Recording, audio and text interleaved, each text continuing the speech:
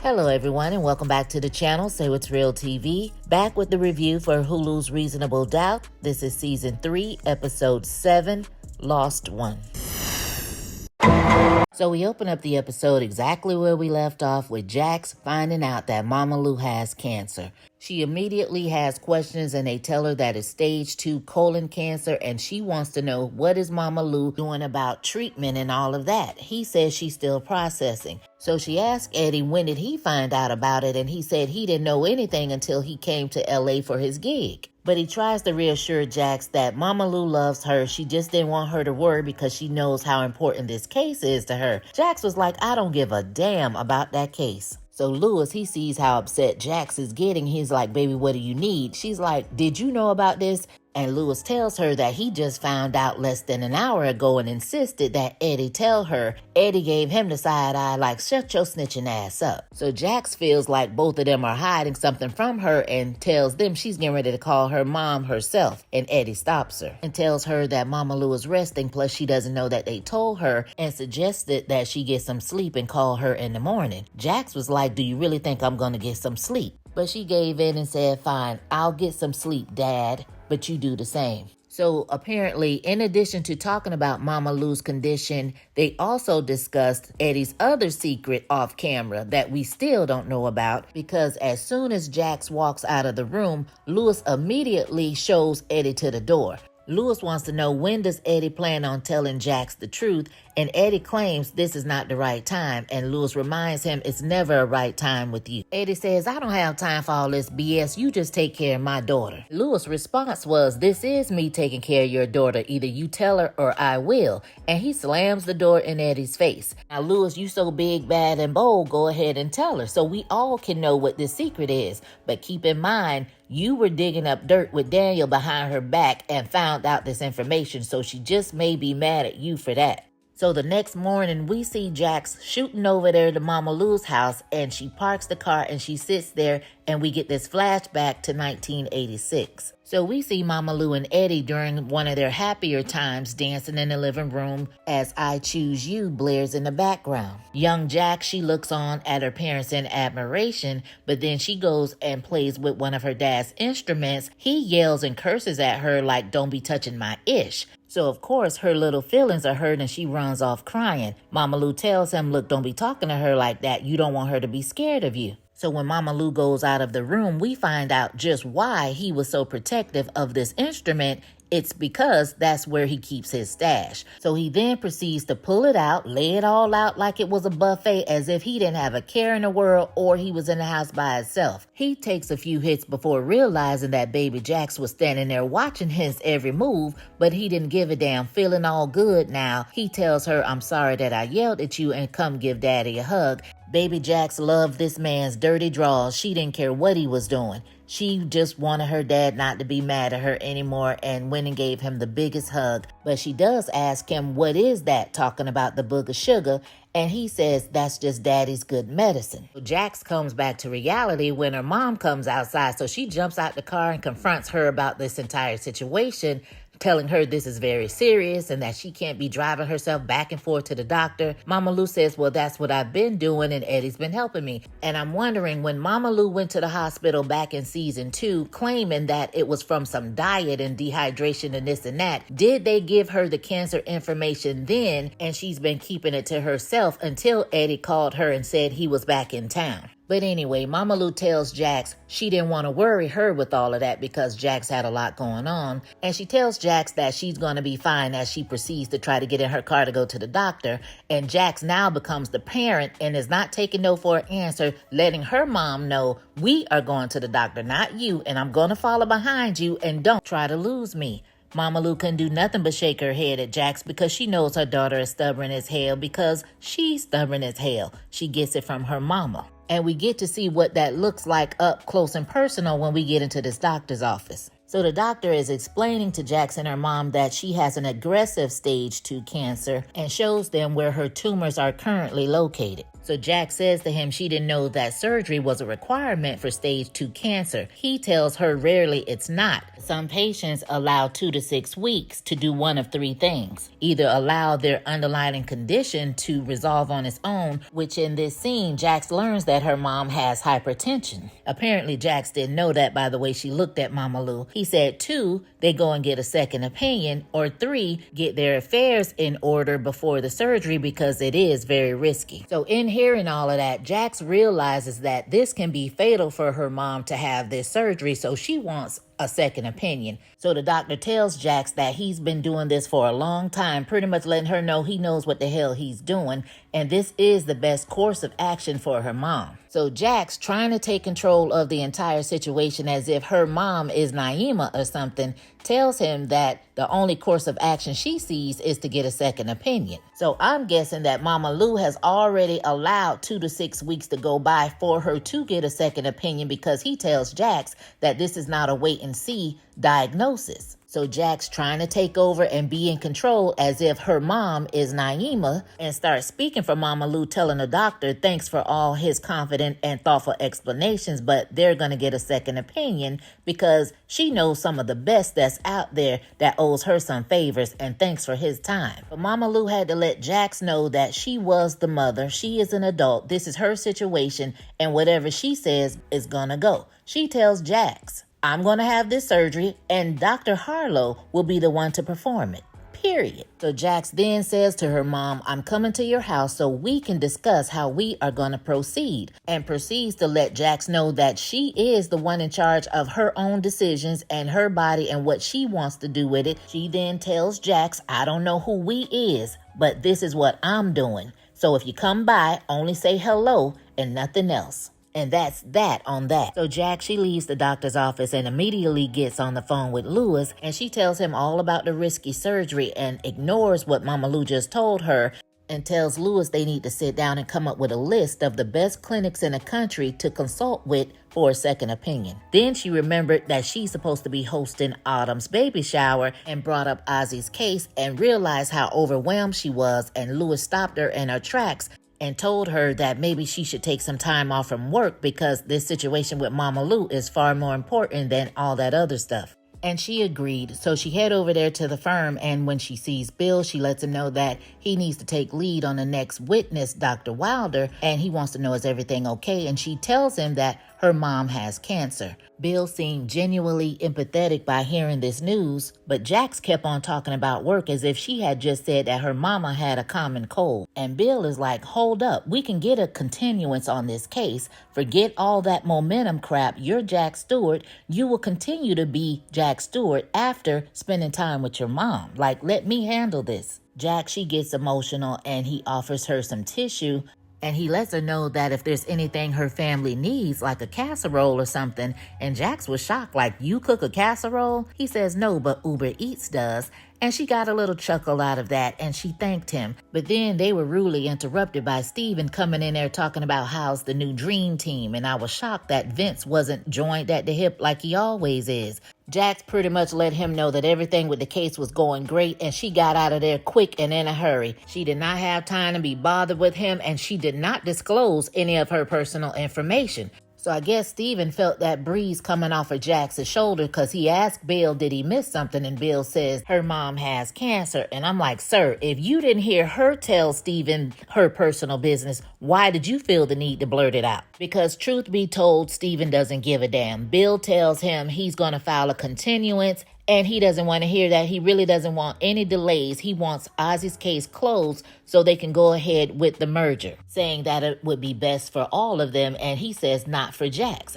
So Bill is really not with all of that. I think he feels some kind of way about how Steven responded to what he told him, and hopefully Bill will be on Jax's side when this is all said and done. So we see Crystal and Daniel, and she has to let him know that Jax will be out for a few days because of her mom's condition. And she also threw in there, tell Christian I said hello. So he's surprised that he's been figured out, and she tells him that she saw them after her meltdown on the stand all hugged up. And he lies and says it was professional, but then turns around and says he's only using Christian for information. So Crystal wanted to know what kind of information could you possibly be getting from Christian. So he tells her about the shenanigans between Christian, Alex, and the journalist he met up with last week, because Alex is trying to get a tell-all book going against the Edwards, and how he's scheming and pretending to be someone so he can meet up with Alex to get more information. So Crystal's main question to Daniel is, how are you going to explain how you got this information to Jax? Daniel tells her he hasn't thought that far ahead, and she's like, clearly not, because you know how Jax feels about secrets. And she suggested that he confess his Christian sins sooner than later. So he gets a call from Alex, because Alex thinks he's this publisher, and they set up this time and date to meet up at this bookstore. So in the next scene, we see Jax go back over there to her mom's house, and apparently she forgot her key, so she's knocking and bamming. She goes to the back of the house, and she finds her dad back there on his guitar. So she tells him that she's there to have her mom sign some power of attorney forms, and he breaks the news to her that Mama Lou gave him that responsibility. So Jax wanted to know why, and he said, I don't know, maybe she was just nervous and thought you would be too emotional to carry out her wishes. So Jax, she goes slap off asking Eddie what is his angle, like it's just mighty convenient he just plops up out of nowhere after all this time. And Eddie's telling her, look, I came here for my gig. Your mom told me she had cancer, and I'm just doing what she asked of me, okay? I have no agenda. So she's like, do you know she has a DNR, and are you going to honor that? And he says that he would. They've been through all of that. And she said, well, I'm going to take you to court if you don't. So I can understand Jack's frustration when it comes to the whole power of attorney thing, because she has been with her mom all these years, and Eddie has been nowhere to be found. But like Eddie said, it wasn't his doing. He didn't ask to be that. She asked that of him. But that's something she needs to take up with her mom. But I get it. How are you going to choose him over me? But when you think about it, when it comes to Mama Lou, that tracks. So we get another flashback, and we see baby Jax on the playground with a couple of friends, and she wants to know, do they want to see something cool? So she gets some fun dip, she gets a little toy mirror, and gets one of the girls' library cards, and she lays it all out like a buffet, just like she saw her daddy do. She's dipping her finger in it, talking about, ooh, this some good medicine, and she took the straw from the Capri Sun and started snorting it through the straw. And I'm like, oh my God, what if one of these parents walk up and see this? They're going to call CPS and possibly take her away. But no, her mom walks up and sees it, and she's like, what the hell? Like, where did you see this at? So baby Jax tells her she was just trying to pretend to be daddy when he's taking his good medicine. So of course now she is hot. She storms over there to Eddie like, what the hell is this? He says he didn't intend for her to see him. Oh, so you didn't intend for your only daughter to see you snorting booger sugar and then showing her friends how to snort it off of a mirror. And I find it very interesting that she said only daughter as if he has sons somewhere. But anyway, Mama Lou basically lets him know she is not going to allow him to tear Jax down right along with him. And if he doesn't stop putting that mess up his nose, he's going to find himself out on the streets. So we go over there to Jax's house, and she's asking Naima to come out and sit with her. And Naima comes out the room talking about why. I'm like, why? Like, girl, if you don't sit your butt down. So at the same time, Lewis is coming in the door with Spencer, and Naima greets him like, I didn't know you were coming home. Spencer was like, he didn't either. He know it better not be another baby. Then he tells his dad, well, dark humor is how he copes. But at the end of the day, he meant what he said. So they sit the kids down and tell them they're trying to be better with communicating so that they don't hear things from other people they're learning. So they let them know that Mama Lou is sick and she's going to have surgery in a couple of days. So they start crying, and Naima wants to know, is she going to die like Grandpapa? And I'm like, girl, that is not your Grandpapa. But nevertheless, Jax reassures them that they have nothing to worry about. They just want everyone to be together so that Mama Lou knows that they are all there for her. Everything will be okay. So in the next scene, we see that Sally and Bill are still hunching hot and heavy. She tells him he's her first white boy, and she knows she's not his first black girl. He says, no, you're not, and you certainly will not be my last. I'm like, ooh, child. I sure hope Sally is not over there catching feelings for old Billy boy. So Bill gets an alert on his phone, and Sally starts acting like she's Kendra or somebody needing his undivided attention. So she says even Jax takes a break from work after getting some of that good. And he tells her, well, Jax's leave of absence is the reason I have to keep up on my emails. So she's baffled, like Jax is taking a leave. And he says, yeah, because of her mom. She says, well, what's wrong with Mama Lou? But once again, Bill is over there acting like he has a hole in his lip, can't hold water. But he claims he assumed that she already knew. So we go over there to Mama Lou's and she gets a phone call from Jax. And she basically straight up answers the phone. I don't have time to be arguing with you, especially after 8 o'clock. Jax lets her know she really doesn't want to argue, but she wants to know why she won't entertain getting a second opinion. So Jax was going on, and her mom asked her, is this for you or is it for me? And basically tells her that's why she hid it from her. Like she tells her she feels fine somewhat, but it's not a life she wants to live. And this surgery will give her a chance to get her life back. And that's what she wants more than anything. So Jax, she starts getting emotional and I get emotional. And she says to her mom, if you're gonna have the surgery against my wishes and leave Eddie as your healthcare proxy against my wishes, the least you could do is come over here and be with me, be with us, stay in Spencer's room after the surgery, let us take care of you, be surrounded by people who love you and who has been there for you the whole time and not somebody who has just popped up. So you don't hear anything on Mama Lou's end and she begs her like, please, mommy. And I'm like, oh my God, I can't take it. So after Jax told her that Eddie was old and won't be able to do a thing for her, she agreed to come and stay with her. So we go over there to Daniel's and we see that him and Christian, they're still hunching.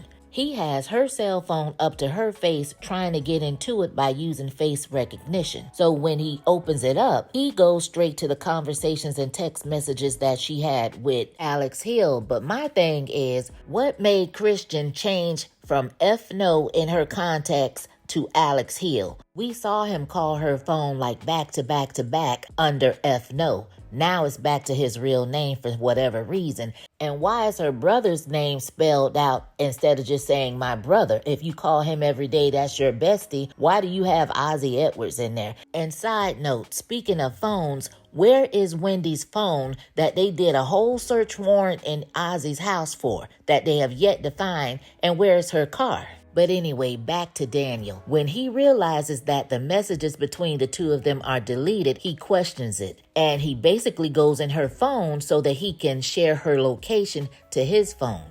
So in the next scene, it's the day of the baby shower and we go over there to Jax's house and we finally get to see Autumn's wife, Kendall, after hearing her name for 3 seasons. And honestly, when I look at her, and this is no shade to the actress, it's just she looks young and she sounds young. But in my mind, I was picturing someone like Drea from The Chi. And maybe Kendall is supposed to be younger than Autumn. So hey, it is what it is. So Jax kind of gets in her feelings a little bit from them saying something about needing first-time mommy advice from her. So she goes to get a drink. And Sally comes up to her and hugs her talking about Mama Lou. And she looks at her like, well, who told you? She lies and says that Lewis told her, and Jax is looking at her like, girl, please, Lewis ain't told you a damn thing. She didn't say that, but that's how she looked at her. So Sally had to come clean and say that Bill told her and admitted that they were sleeping together. So Sally started rambling on about her and Bill and this and that, and Jax didn't have time. She could not be bothered. She told her thanks for checking in. She needed to go and find some paper plates. She walks off and goes to her room. So she goes straight to the box under the bed, and we know that when she pulls that out, she's looking for her nicotine. She picks up a cigarette and she also picks up this guitar pick. And as she's looking at it, Chanel barges in looking for an extra serving tray. But she peeps the cigarette, and before she can ask her anything, Jax is crying and she blurts out, my mom has cancer. So Jax, she just starts bawling and telling her that it's just too much. She's overwhelmed, how her mom didn't tell her about it, this and that and the other. And Chanel is basically being the voice of reason, letting her know like, our instinct is to protect our kids. And she talks about what happened last season with Natasha. And she tells Jax that Mama Lou not telling her is probably the most selfless thing she's done since she's known Jax. And keep in mind, Chanel is the only one in the friend group that knows about Paul. So she hugs her real tight and she lets her know that she got her and she loves her. She gets up to leave, but she tells Jax she better not smoke that cigarette. So in another flashback, we see just how trash Eddie really was. He's hollering and screaming and banging on the door trying to get in, and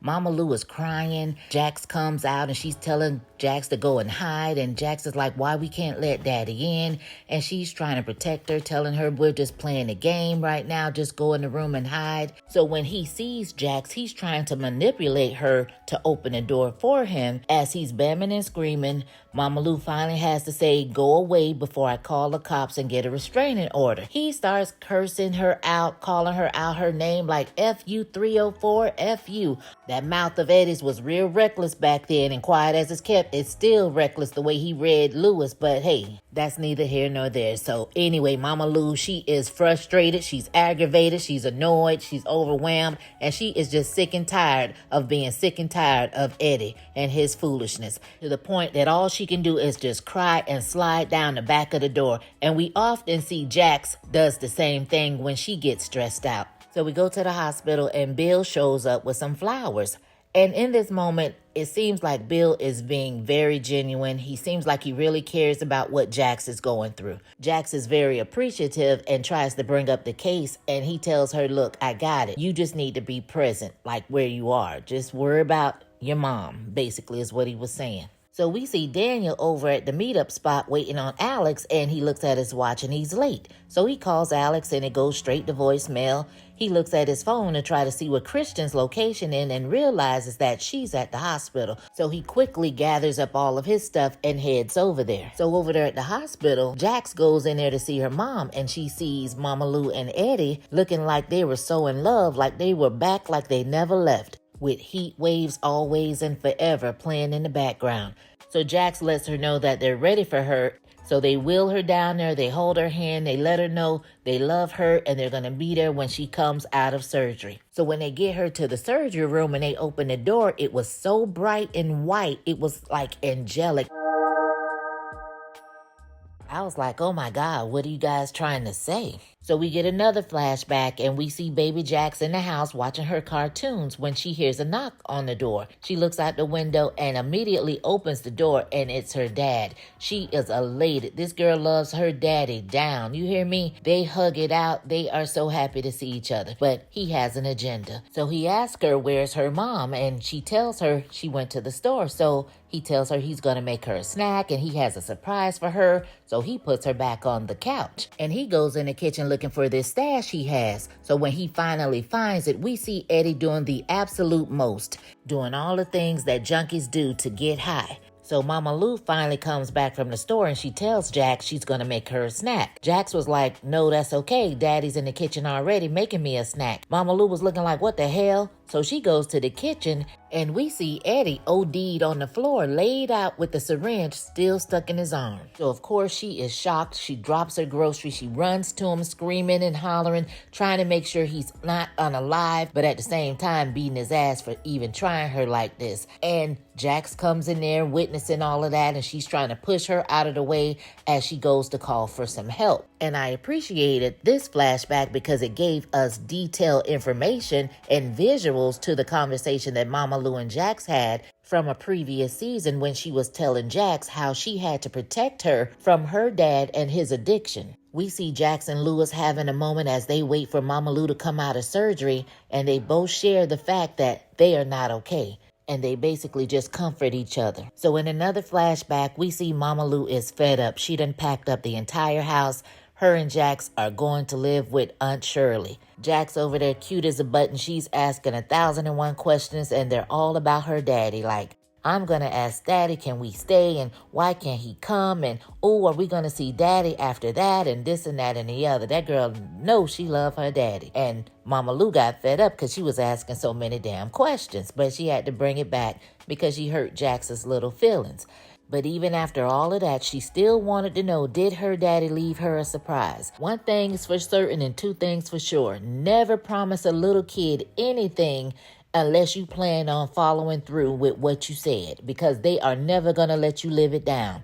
They do not forget. So her mom has to come up with something real quick so she can ease her baby girl's mind, and she sees the guitar pick sitting on the counter, but it's filled with the residue, so she's a little hesitant at first, but she says, he left you this.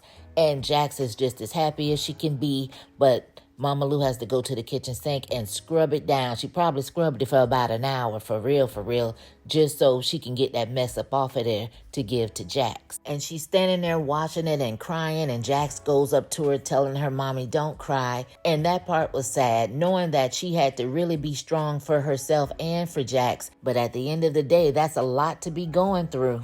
So we see Jax in the chapel praying when her dad comes in there, and he basically lets her know that she is still her mama's baby girl no matter how grown she is, and that's why she refused to put the weight of her life on Jax's shoulder and gave the burden to Eddie. So Jax finds out in this conversation that she gets her faith from her dad's side of the family after he tells her that he was the one that had to make Mama Lou go to church back in the day. It wasn't the other way around. She says, "Well, that's not the only thing I got from you," and she tells him all about the guitar pick and how it made her feel closer to him. And to my surprise, Eddie told her he didn't give her that guitar pick. That was the work of her mama protecting her from who he used to be. And I was so surprised because he could have easily allowed her to think that he really did that. I felt like Eddie telling the truth in that moment said a lot because it showed me he's not the same guy he was in those flashbacks. But don't get it twisted. I still got my good eye on Eddie because we are still in the dark about what this secret is he has coming down the line. Now, before Jax could respond to any of this, Lewis comes in and says that the doctor wants to see them. So, of course, they got to run and see what's going on with Mama Lou. And it felt like it took them 40 days and 40 nights to get down this hallway to get to where they needed to be as we get this montage of different interactions between Jax and her mom and different conversations. It made you feel like we were going to find out that she didn't make it out of surgery. But that was not the case. She pulled through. She's in recovery. The hypertension did delay it a little bit, but she's going to be okay. So Jax and Lewis, they have one big group hug with the kids.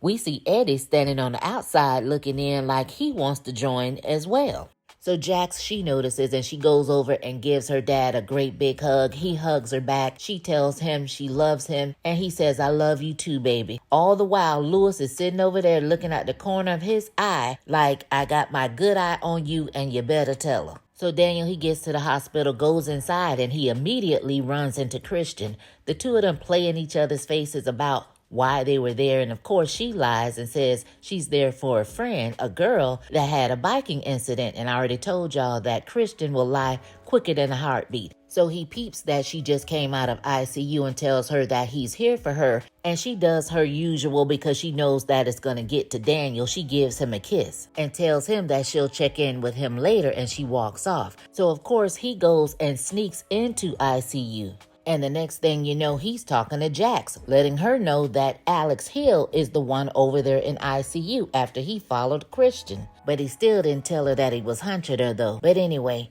by the time Jax and Daniel get back over there to where Alex is, they over there trying to resuscitate him because he has flatlined. We then see sneaky ass Christian on the phone talking to somebody saying that they don't have to worry about Alex because he is beat up pretty bad. He probably won't make it through the night, so you don't have to worry about him talking about anything anytime soon. And that's where the episode ends. Woo, child. This was a very emotional episode. We were told in advance by Romola to make sure we had our tissues ready and no lies were told. Tissue and all, I really enjoyed this episode. The flashbacks were good. Watching Mama Lou go hard in the paint to protect Jax from her dad and his addiction, I admired that. But then where she lost me is what happened to that same energy when it came to Paul. And I need someone to make that make sense for me. But I'm glad Mama Lou made it through the surgery because I really didn't want Jax to have to go through any more stress. I really felt bad for her. But what I really want to know in this episode, who beat up Alex and who the hell was Christian on the phone talking to? Y'all drop down in the comments and let's talk about it. As always, you guys, thanks for watching, thanks for listening, and I'll catch you on the next one. Peace.